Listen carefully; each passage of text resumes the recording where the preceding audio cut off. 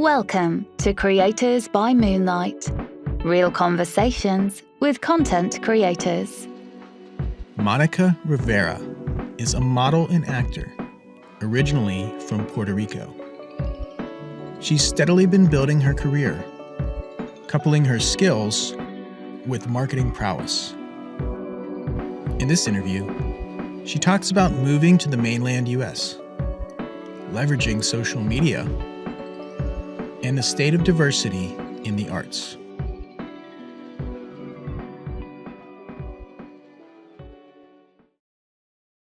I was born and raised in Ceiba, Puerto Rico, which I'm extremely proud of.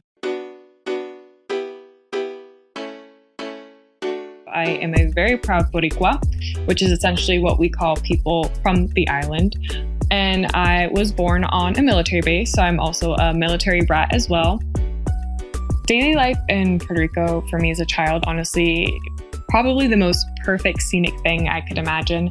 It's pretty much the reason why I really cling to my childhood and I feel so connected to it, because it was very much like something straight out of like a Hallmark movie where, you know, the beaches are perfect, the families are kind, everyone's very, even if you're, let's say, what would be considered foreign, you're always embraced. And I've always, tried my best to stick with having that mentality that Puerto Ricans have, which is always just to embrace one another and always to really just lead with genuine kindness and intention. I feel like sometimes when you move around in the mainland in the States, you can kind of get away from that and it feels a little bit more hardened. But like growing up on the island, everyone is just so welcoming and there's all different shades of people. There's not really, at least for my upbringing, there wasn't really a discrepancy between whether you were this or that or part of this class or that class.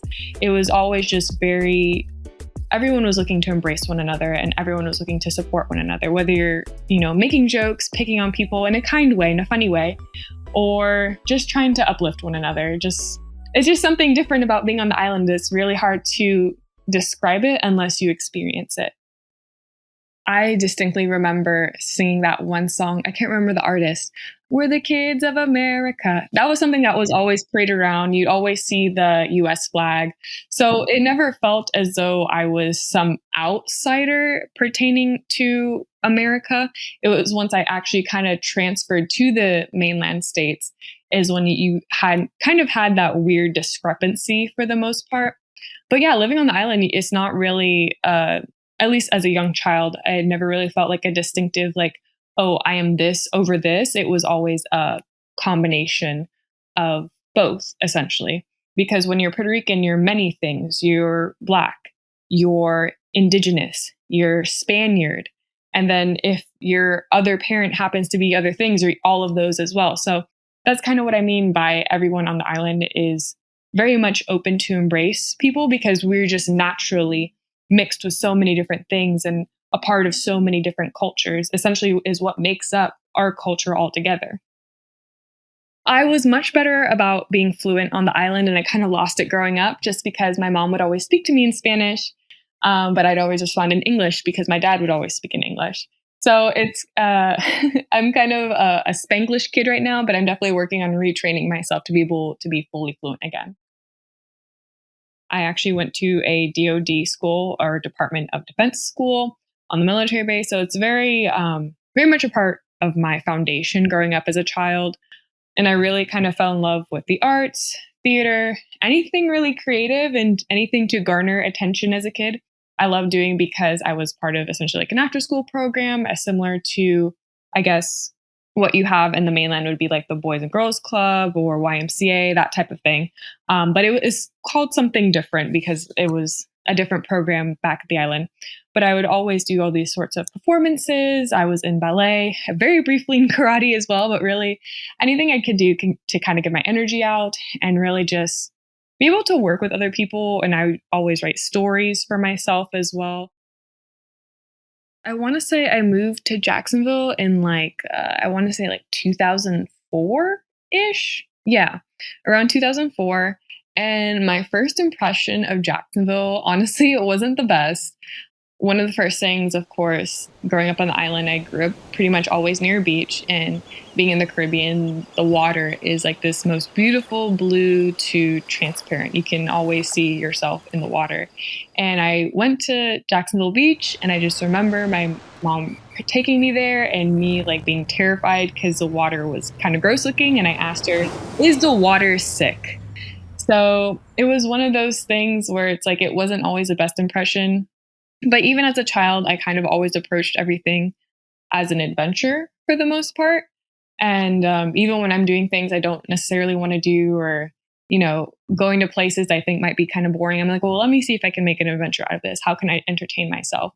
And so while it wasn't the best first impression, because I thought it was just a little grimy personally, just based off of the beach, I kind of just found ways to make it fun for myself, Jacksonville as a whole. Initially, as a kid, I actually wanted to be a manga artist or a comic book artist. And so once I left the island from Puerto Rico, I kind of was getting back into that again. I was very recluse, very shy, just because I wasn't with anyone that I knew growing up, essentially. And it was just a very awkward, kind of painful time for me. But I was able, I feel like, to rediscover myself and get back into everything through my arts, because that's the best way I knew how to connect with what I love. If you're someone that's not too familiar with manga or anime, it is just a Japanese style of comic book. My father actually initially got me into comic books, but they were more, I guess, the classic American style. Think of like Archie or like superhero comics like Batman or Superman. And I was introduced through that. And then just by browsing in the library one day, I remember seeing some manga books, but I didn't know what they were. And my first friend that I actually made when I came to the States was also someone that was military, and she was Japanese as well. So she actually was the one that, I believe her name was Serena. And she introduced me to these comic books, and I just thought they were so interesting because as a kid that always loved drawing, it was just cool to see this different style of art being used and how it was super expressive. And even beforehand, I would watch things like Dragon Ball Z and Yu-Gi-Oh! And some of those classic ones, but I just never read it in comic book form. So after I met Serena, she introduced me to it, and she just gave me some recommendations. And then I went to the library one day and I picked out a whole bunch that I thought, just strictly off of the cover, what I thought looked cool. And it kind of became an addiction from there. It's something where if you were a kid that was like an avid reader, and I say this very loosely, like an avid reader in grade school when you had to keep a log and write all this stuff down, it made you feel kind of cool reading manga because you could like easily put away a couple books in a day. So that was another thing I really liked about it. And my dad took notice of me reading all these books. And at one point he bought me some of the how to draw manga books, and I kept on checking them out from the library too. And I was just addicted going to the library and trying to find out more information. I would just trace, draw, and then keep going from there to the point where I was good enough. And I had friends actually asking me to make them characters. And that was kind of like my side hustle. I think this was around middle school. I would just sell caricatures. And even like if people wanted like little comic strips, I'd make them, I think for like maybe $5 or $10 or something. I don't know how much they were, but that's pretty much what I did. It was just a little obsession of mine. I felt really comfortable being able to get loose in all those little worlds that, are super, just really flamboyant, really extra, or they can be more dramatic, kind of similar to like how K-dramas are, very just extra. And there's like a lot of drama and stuff going on. So I don't know. It was just something I thought was like really fun, especially as a kid to, in a way, it's like a little bit more respectful way to stay youthful and stay into cartoons. It seemed more acceptable to enjoy that versus like if you're like 20 and you're watching some of these like little kid cartoons. From wanting to start off just being a comic book writer to falling in love with theater and acting, loving dance, I started taking like art classes at DA. For people not familiar with Jacksonville, Florida, Douglas Anderson, which is the pretty big art school that a lot of creatives end up going to. Or in my case, I purposely flunked the interview because I just didn't want my creative habits to feel like work in the end, because I heard from lots of kids it kind of ruined it for them. But they did have like after school programs you can go ahead and take and everything. So I did that for a little bit. And actually, while in high school, my concentration was in IT. So it was kind of like a weird thing where I was split between, wanting to do all these creative things. I even commissioned like my first painting at 12 or so. But I started just keeping on with really staying on track with what I wanted to do creatively with my extracurricular activities, but also my main concentration as far as schooling goes. It was never really art. It was never really theater. It was never any of those things. It had always been more technical. Monica experimented with several different career paths, but eventually returned to her love of the arts. I had been in a special program as a part of my high school that prepared you for a route in IT. So all 4 years of high school, I had some technical courses that I would take, whether it be programming, building my own programs, like simple things like calculator programs, or even what else? Oh, I built a computer, and even I had my first internship with a Fortune 500 company doing GIS analytics at just like 15, 16.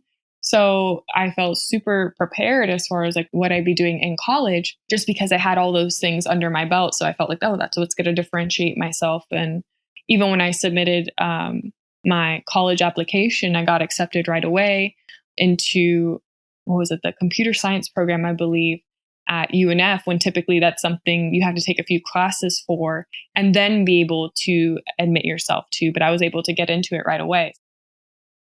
Ironically, for the computer program in my high school, there actually were a good amount of women. We were actually the majority, and we kind of had our own little group too. We'd help one another when it came to trying to pass some of our certifications, like the CompTIA course. And that's why I was so comfortable with it, because in my mind, I was like, okay, if this is just like how it is in high school, it's fine. Now, when it came to when I was in college, I was one of the only girls and one of the only minorities as well. So it went from having, the typical support that a girl would have in school to being in an environment where I definitely felt a little bit more ridiculed. And I felt like I stuck out like a sore thumb.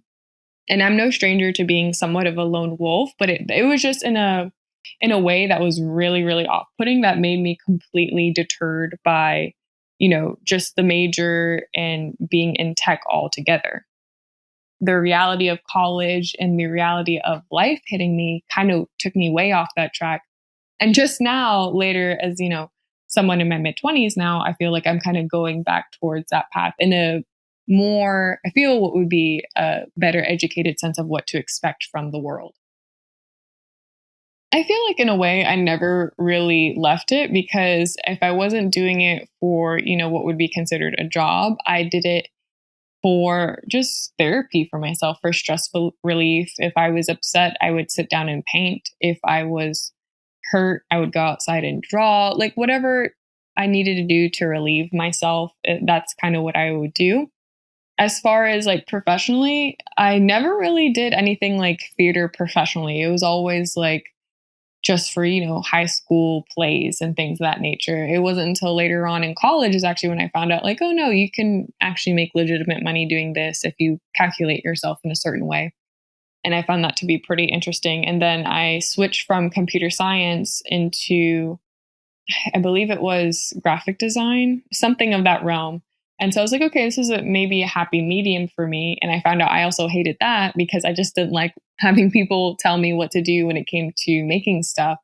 So I just went ahead and switched into marketing, which is like, okay, at least if people are telling me what to do, it can be certain things, and I focus on that for them, but I still add my flair to some extent. But after doing marketing for some time, it was just something where I was like, if I had to take instructions from people, I'd rather be, back maybe in IT, where you can be left alone for the most part and still be getting paid. But I feel like no matter what I've been doing throughout my lifetime, there's always been art attached to me in one way or another. I may not be actively doing it maybe, but I feel like I'm still investing my time and energy into it, whether that be going to a museum or just like admiring someone else's work. At the end of the day, no matter what, I still feel like I will always be attached to art in one way or another. it's never going to be something I really retire from. I feel like no matter what, I'm always going to be invested in one way or another because I have to be. I don't know how else to really live my life without having just a very, I guess, passionate and romantic way to have an outlook towards life and the way I expend my energy out to the world. Monica slowly ventured into modeling and acting and eventually realized they could be viable career paths. So a lot of the stuff in a weird way kind of started off as an accident or a happy accident. At the time, one of my roommates, she was a photographer and I had expressed some interest in modeling. So she's like, oh, well, why don't we go in a little photo shoot? And we did that. And the photos came out they actually came out okay. It was actually freezing cold and I was pretending not to be. And she ended up getting a cold.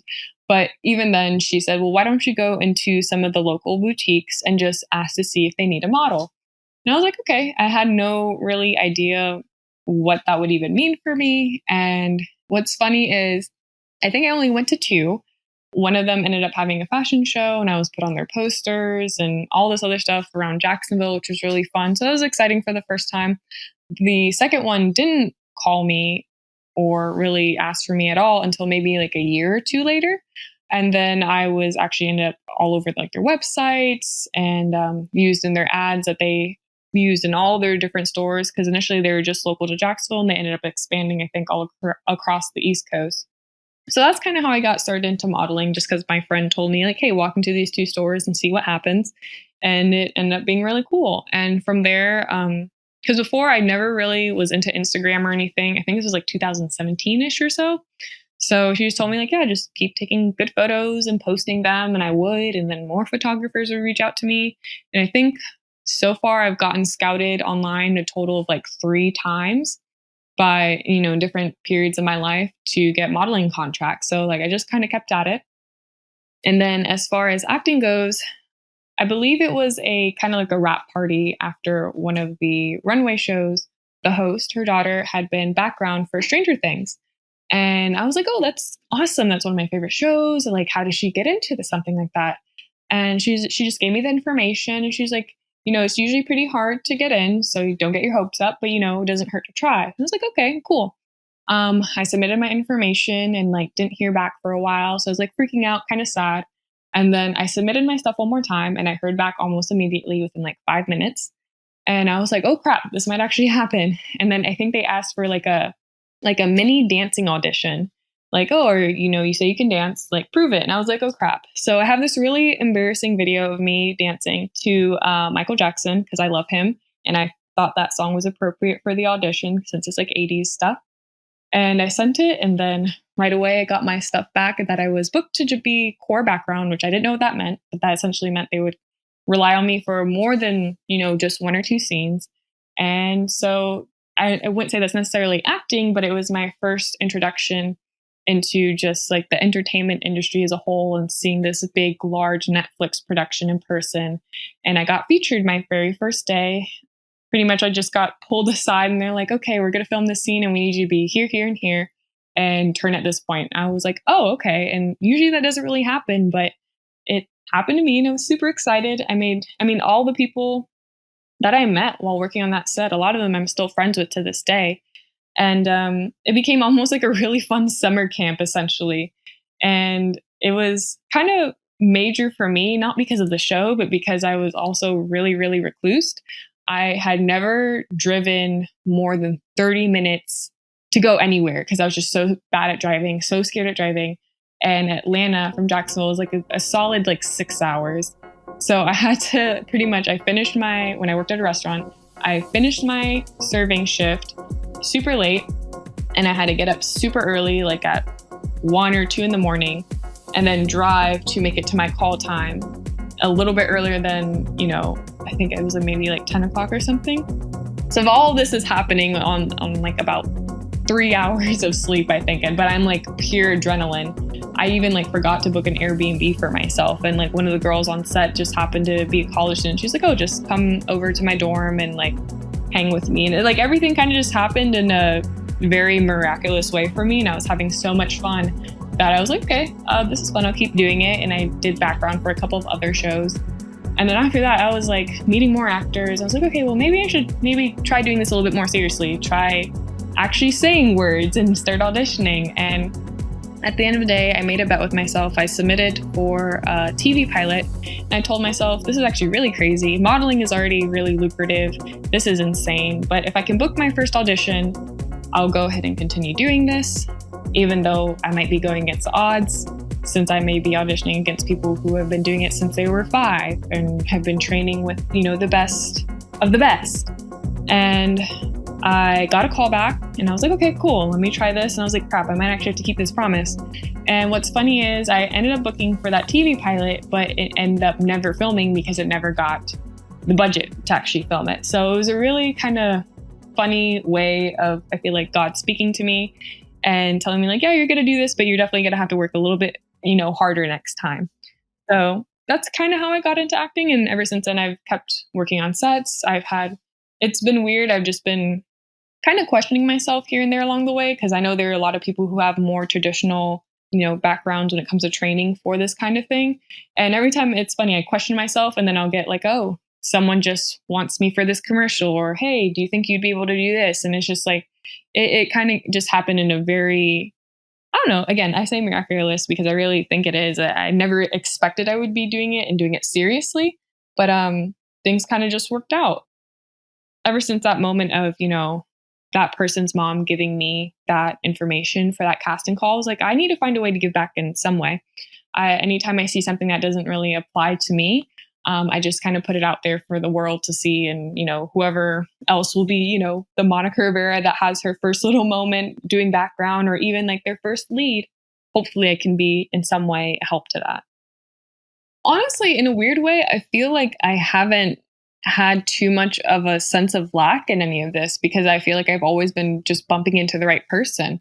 So as far as like when I started doing the background work stuff, I was like, oh, I didn't know, like I started meeting people that actually do it. Like that's their thing. They don't care about being like actors on screen. They're fine with just being professional background actors. And there was one person one day that just gave me a comprehensive list of every single background agency in Atlanta. And they're like, look through these pages, follow them, and just apply to stuff. So that's all I did for one summer. Like that was my job. I quit serving and I just became a background actor, and I was able to pay rent, bills, my car, everything just by doing that. So I was like, okay, this is actually pretty cool. And then in essence, because I was connected to other people that were working on set, they're like, oh, but I have friends that are actors. You should talk to them too if that's what you're interested in. And to this day, I'm still friends with him, my wonderful, lovely friend Jackson. He sat me down and he's like, yeah, I'm signed with this agency. His very first opportunity to be on set, if I recall correctly, is because he went to an acting class and there just happened to be a casting agent sitting in the room, and they were looking for someone to be adjacent to the lead. I can't remember her name, but there was a lot of big names with this movie. And they just picked him out and they're like, okay, you're going to be our love interest for our, star here. And that's how he got started with acting. And, he got connected to agents and all this other stuff and explained everything to me. So, and then of course, taking classes and everything. So for me, I feel like it was more so not a lack of information, because I'm very obsessive. So if I find something that I'm interested in, I'll just sit down and like watch YouTube tutorials, do research, study, until I feel like I'm more knowledgeable. But really, I found that I got a lot of information I only take advice from people that are doing what I want to do, or are in a place that I want to be in, essentially, at some point in the future. So I just looked for those people and like triple check their credentials and asked them 1,000,001 questions. And I feel like instead of learning in a more traditional setting like a school, I just kind of learned through life and learned through talking to people, essentially, and making all those network industry connections, to the point where I'm even friends with the director who has a brand new show coming out on Peacock. And that's when he was just working in photography and working on his reels and stuff. It's really just, I feel like what also made entertainment really fun for me, even if you're someone that knows absolutely nothing, I feel like if you find the right people and you do right by others and you're willing to do the work and the research, you're really able to kind of just progress really quickly with it. So I never felt like I had too much of a sense of like, oh, where do I go from here? Just because like I turn around just from even doing simple like, background tasks or talking to other people, they'd be like, oh, try talking to so and so. And there's always someone willing to pinpoint you in a direction that's good for the most part. So I had been planning to move to Atlanta for quite some time. Essentially, after I had that first summer, I was like, oh, wow, I made so many more friends who are kind of in alignment with what I want to do. And there's even other opportunities for things that are technical as well. So it's like a nice little mixing pot of everything. And then I also felt very embraced. So what ended up happening, unfortunately, there was miscommunication with my family in regards to my sister. And they ended up essentially kicking us out because of that. And me being the older sister that I am, that is very headstrong, I was like, screw it, I'm going to take care of you. Don't worry about it. And from there, we went to Orlando for a little bit, and even she felt it wasn't a good fit. And she was like, well, why don't we go to Atlanta? You always talk about it, and I love hearing your stories. Let's try and make it work. So I essentially took everything and took a big leap of faith with my sister, and I moved on over to Atlanta. And at first I was just were my friends, but it turns out they kind of weren't in the end. And ended up hopping from there to an Airbnb for a little bit. And it was even really weird because I was still pursuing a lot of my professional professional projects as well. I had to come back to Orlando for a commercial, then go back up to Atlanta for other stuff, or immediately as soon as I got to Atlanta, I was on set for something, and then ended up just finding like a nice little apartment for myself. And I also ended up meeting who now is my partner while I was here. And it was kind of just a very much a whirlwind of, you see those quotes online where like, oh, your life can change in 6 months. That literally is pretty much what happened I think I came here in March, and just 6 months after the fact, my life was completely changed, completely different. And that's essentially what brought me to Atlanta. It was, that occurrence. I'm on much better terms with my family now. We're still working on healing, essentially, our relationship. But I think in a weird way, that bad occurrence is what led to facilitating healing. It also led to me having experienced a lot more growth and mentally being able to forgive more, and just overall with my career and every aspect of my life. So it was something not so good in the beginning as far as the reasoning behind it. I've always wanted to be in Atlanta, but now I'm here and I'm thriving. I'm very much happy with everything in my life here. And I get to work on some really cool sets now. I don't have to worry about whether or not I'm going to be able to make it in time and things like that. And that's essentially how I got myself here. Just a lot of craziness happening at once to come to this one beautiful moment. It's kind of weird because essentially I've been booked for something just about every single month that I'm up here. And when people say full-time acting, it's just weird to hear that because I never really consider it as like a full-time thing. I just consider it as, this is what I do. I don't really put it in the same perimeter, I guess, of like a day job. But I do work remotely. I still do some marketing work. So when I'm not on set, I'm doing that, or just promotional things, and then modeling as well. Modeling definitely has more so particular seasons, more so at the end of August and February, and sometimes in between you can find, just casual things as well. So I feel like I'm not really full-time per se. I would love to be a full-time actor, but I feel like all of my energy is kind of divvied up evenly between all of my little jobs and businesses and things. I feel like I scared myself more about the agent part than what was necessary, because I feel like a lot of people getting into acting at first think they need to have an agent to validate themselves as a professional actor. And the truth of the matter is that you don't. It does help for certain particular like TV roles and everything. But I believe I was able to get an agent, and my agent's actually in, while I was still in Jacksonville, I applied for this agent in Atlanta. But that is because I showed on my resume that I had been doing work in Atlanta previously. And I would just, every so often, I would make the drive up for certain roles or gigs. And I think that's what kind of helped, even though I wasn't living in Atlanta at the time, just showing that, hey, I not only am willing to travel to location, but I have a consistent record of doing so. I think that's what made a difference, aside from one of my actual major film credits was for a DC film.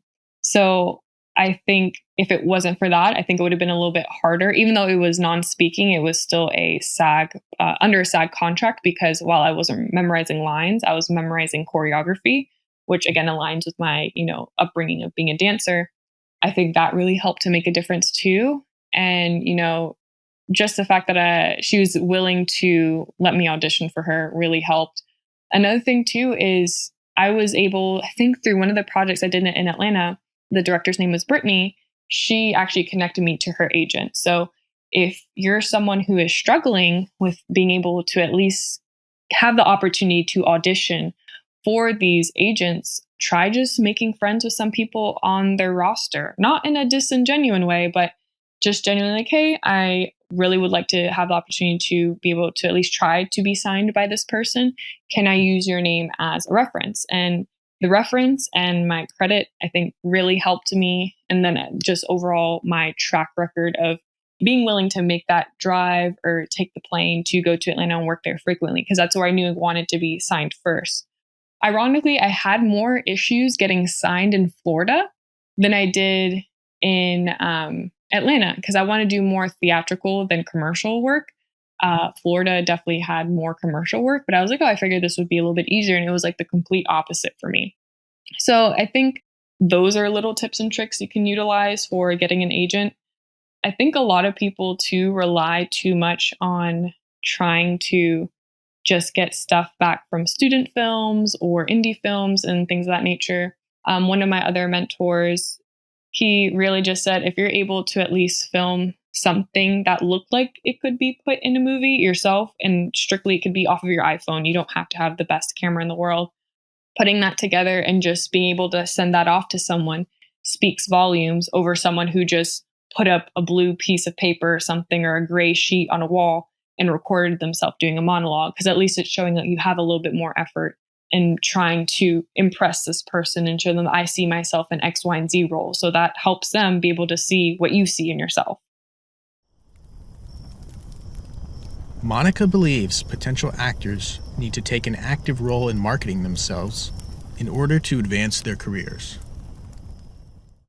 Marketing is definitely everything in this industry, because of the fact that there's so many more opportunities available to people who would otherwise be unknown. Because before, the sob story for actors would be, I had $5 in my wallet and I just got in my car and drove to Los Angeles and hoped that someone would scout me, or something of that sort.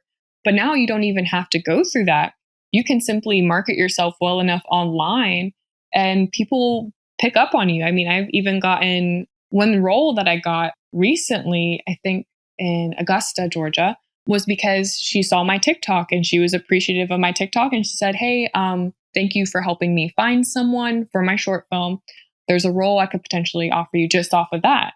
So while a lot of people, I feel like there's kind of that, I don't want to make it seem like it's kind of a boomer versus millennial mindset where, some people think it's stupid to invest so much in social media and websites and things of that nature. But what they don't understand, they're actually you're able to take back your power as an actor and at least get seen by these people. The thing is, it doesn't matter what your follower count is. It doesn't matter if you have the best website, the worst website, whatever.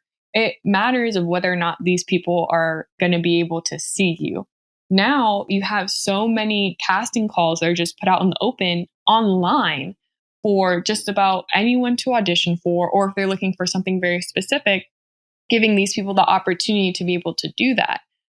Marketing to me is everything, because you can be the best actor, you can be the most talented dancer, the most talented singer, but if no one can see you, then you're not really going to be able to further yourself in your career. I mean, that's a whole point why people will wait in line for hours to audition for American Idol. Sometimes it's not even being able to be on American Idol. It's being able to just be seen through that audition that ends up getting them, other deals and things of that nature. So I think marketing, essentially for me, is what has propelled my career, because I didn't necessarily go through the most traditional means of getting scouted in person. I got scouted virtually. And because of, even just through modeling, I would post my photos. I had an agent all the way up in Canada that reached out to me. And that was the whole reason I went to New York for my first time, was to see these proper modeling agencies in New York. So it's one of those things where you never know who's watching, and you never know who could be following you. You never know, everyone has a cell phone in their hand. No, you never really know where that one picture, where that one tape, where that one audition will land. So take advantage of it as much as you can, because, maybe you're able to have an exponential growth on social media. Again, a double-edged sword. Some people hate it, some people love it. That matters now, because if an executive producer sees that, if I'm putting money in this project and this one kid who did X, Y, and Z on TikTok or whatever is going to bring in the followers that'll watch something, then there's an opportunity for someone. Again, before it was always that sob story of, I just moved to New York, or I moved to LA with nothing in my pocket. I slept on floors. Now you don't have to do that necessarily. You can actually demonstrate your skills and your talent on these free platforms and potentially get seen by someone that could change your life. So I think marketing, as much as people say like, I need to do that, I need to do this later. No, do it now, because you never know what opportunity it can lead to now. I always try my best to, plan things ahead if I can. There's even a point where you can make it like automated for yourself, so you don't have to think about having to post every single moment. Obviously, that's not the only thing that matters. Still hone your skills, but you have to be able to efficiently run yourself as a business. That means being able to do your own marketing. If you have the skills to build a website, it doesn't have to be the best. They have a lot of them that are comprehensive. Do it. Updating your IMDb. It's a small cost, but I think it's something that's sufficient because it shows that you're a professional. One thing that I think has always stuck with me is that if you kind of show that you're doing things in a way where it looks like you're making no investment, it makes you look cheap. It looks like you're not serious about the craft. It looks like you're not serious about how you want to present yourself. So other people won't take you seriously. So always take yourself as serious as you can. Have all those things. It may take a day. It may take a week. It may take a couple months. But as long as you're making baby steps to try to get those things together, it'll make a huge difference in your career. Posting on social media can definitely be a scary thing, but that's part of the thrill of it for me. Everything that I do in one way or another, I feel is like to push myself out of my comfort zone. Whether it is me being that sorry little girl that is too afraid to drive 30 minutes out into the same city to 6 hours into another major city. I just tell myself to essentially get over it. I try to weigh the pros and the cons. The one thing I think people are not really afraid of putting their content out there for themselves. I think they're more so afraid of being judged by their peers or being made fun of by their peers. And that does cross my mind every so often, but my idea behind it has been like, if you're going to make fun of me for trying to essentially have some growth or see if something would work for me, you're not really my friend. And then in the end, if it's something that ends up working for myself, then, I gained everything and more as far as knowledge as how to do better or how to help others. So yeah, it's always going to be a little intimidating. People can be mean online. Comments can be ruthless, but my favorite button in the world is the block button, and I use it frequently. And there is one thing that I saw a while ago where it's basically like, oh my gosh, I'm being cyberbullied. What do I do? And then the character just comes up and like shuts the laptop. And that's the way I view it. It's like, okay, if someone, has the gall to just attack me or berate me for whatever, at the end of the day, I could turn off my phone. I can shut my laptop. I can go out in the woods and just walk and forget it, because it's a separate reality. It's a separate world from what's actually going on around you. So there's no need to get super invested to the point where it's like ruining your emotional state. I would say for my favorite platform, I've been learning to love TikTok a lot. Ironically, I would talk so much smack about it because I thought it was stupid, because it was just, to me, like a revamp of another app. I think it's called Musical.ly or something. But then I started like getting into it, and I found out like, it's not just people dancing. You can actually find out a lot of pretty awesome information in just a few, like either 15 seconds or 60. And I was like, let me just try some stuff. Let me be goofy. Let me have fun. I don't really follow anyone that I know. So if I mess up or if I look stupid, who cares?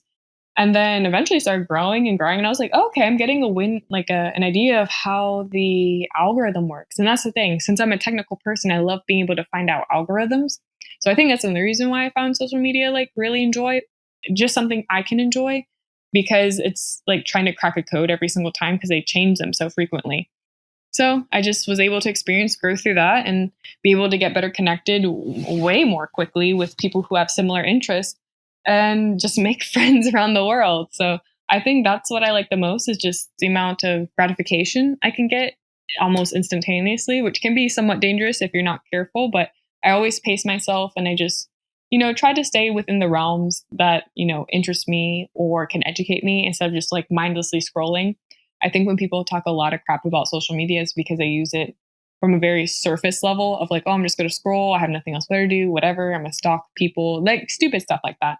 But when you use it in a way that can be empowering for yourself or empowering for your business, and just educating yourself from people who are professionals in their field and just happen to give you a little blurb here and there about how to better yourself, like that's what makes it so much more powerful. I always look at it from a more positive standpoint as opposed to the negative.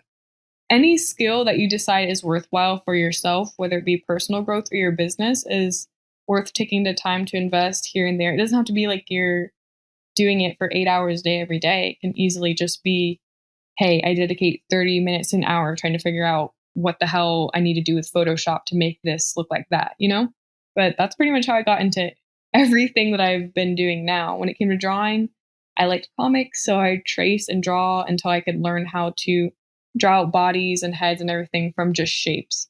When it came to acting, I would just, whenever I'd be working background, and I was close enough to the main actors, I would just watch them act until I understood, okay, this is what they're doing, and this is probably why they got this character. When it came to modeling, again, same thing. I would flip through pages of magazines, tear them out, put them on my wall, and be like, this is working, this isn't working. And I would just do that constantly for literally anything. I just have a little bit of, again, an obsessive personality. And I feel like that's what has helped me. But to be able to learn all these other additional skills, who knows, can end up leading to something even greater in the end. Monica's hard work eventually landed her a key role on the Legends of the Hidden Temple game show. She also credits the industry for opening more roles to actors of all backgrounds. So how I got on Legends of the Hidden Temple, that was actually a very pleasant and unexpected surprise. So I had just signed my lease for this apartment. I was going crazy moving all of my crap in.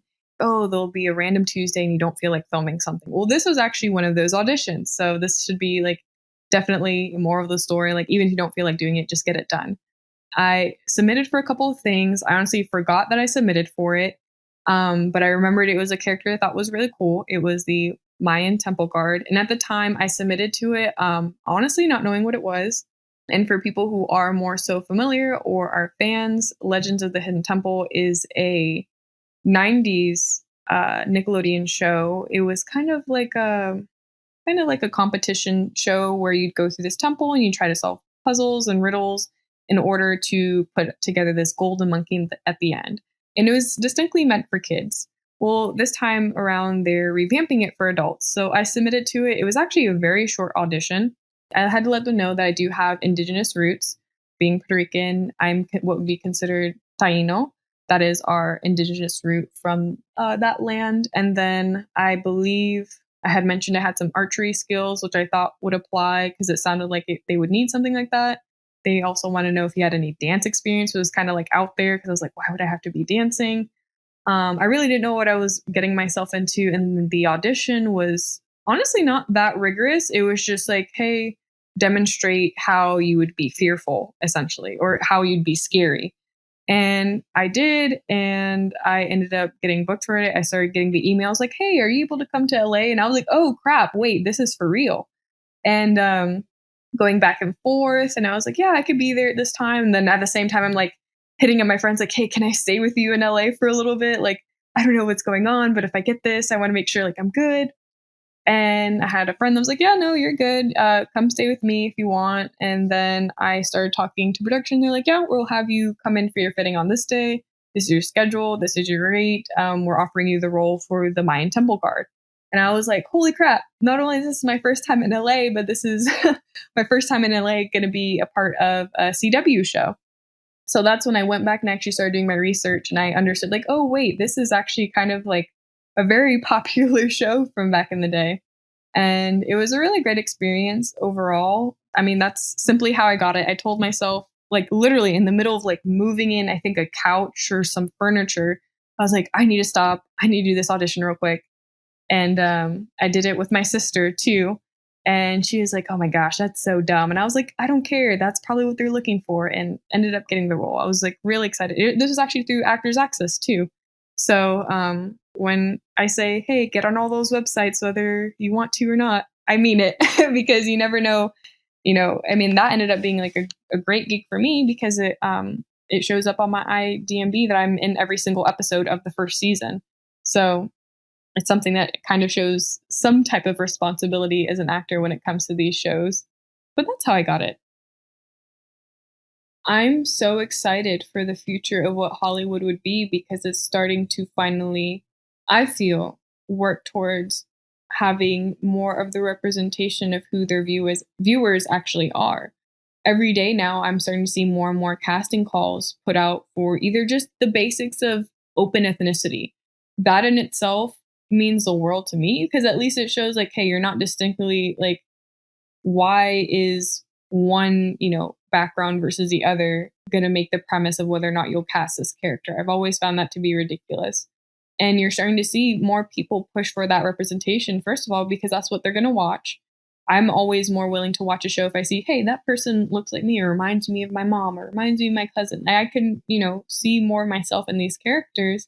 But also the stories are finally starting to really be told by the people that they are about.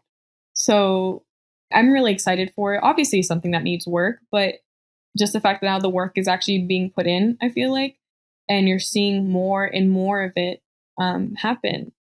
I think it's really going to go up from there because I feel like because people are, especially online, are putting so much more focus on being able to see more representation. Like they're going to do that. They're going to kind of cater to their consumer in that sense.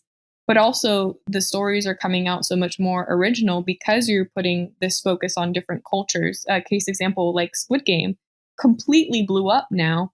And now everyone wants to start watching different K-dramas because they realize how great the writing is. Or even Parasite. This was a conversation I was having on set the other day. It's like, I'm someone that's been obsessed with some of the Asian cinema or writing in comic books because the stories were so different to me. And it's like now finally people are getting more of that exposure to where it's not just, the classic all-American type of look is what's getting booked. It's like, no, we want to see a little bit of everything because the stories out there are so much more vast when you do dip into these different, different cultural backgrounds or different just classes, stories, whatever they may be.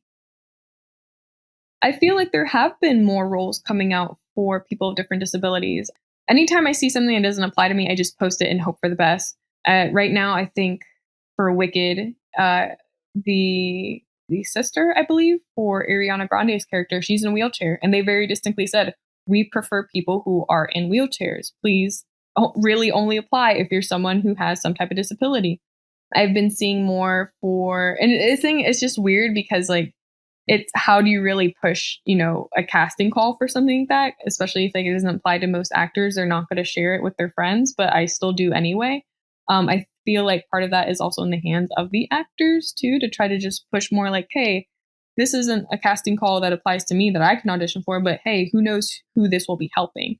Even like I'm seeing more specifically just for deaf characters, which I think is amazing because I've always found that to be very interesting too. And even like amputees and things of that nature. And I think if you're talking about disabilities and representation in that aspect, now we're even getting so much more representation when it comes to various sexualities, or in genders as well. So that's why I feel like it's all becoming one big, a snowball effect of like, hey, it may start with this little role here, but now people are like, okay, there's someone that looks like you. There's someone who acts like you, who has what you have. And I feel like it's just becoming greater and greater because people want to see more of it. I believe there's a lot that's going to happen for me within the next year. I want to say definitely delving more into tech as well.